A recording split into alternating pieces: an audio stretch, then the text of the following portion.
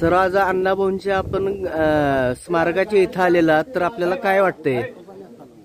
विधान परिषदेवर माझी नियुक्ती झाल्यानंतर मी महाराष्ट्र दौरा चालू केला आणि त्याच्यातनं आज मी विधान परिषद आमदार झाल्यानंतर पहिल्यांदाच या ठिकाणी येऊन साहित्यरत्न लोकशाहीर अण्णाभाऊ साठे यांच्या घरात राहिले, त्या घरी येऊन मी नतमस्तक झालो आहे. अत्यंत मला खूप छान वाटतं आहे आणि आनंदही झाला आहे की आज अण्णाभाऊ साठे यांच्या मी वाटेगाव या ठिकाणी आलो आहे. आज प्रचंड मोठ्या प्रमाणात समाज या ठिकाणी मला अभिनंदन करतो आहे.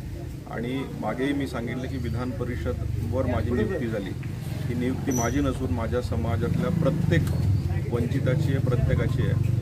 आणि फक्त साहित्यरत्न लोकशाहीर अण्णाभाऊ साठे यांचा इतिहास आणि त्यांनी केलेल्या कामाची पावती म्हणूनच मला ही विधान परिषद मिळालेली आहे. त्यामुळं मी या ठिकाणी येऊन खऱ्या अर्थानं नतमस्तक झालो आहे आणि साहित्यरत्न लोकशाहीर अण्णाभाऊ साठे यांना वंदन करतो. धन्यवाद.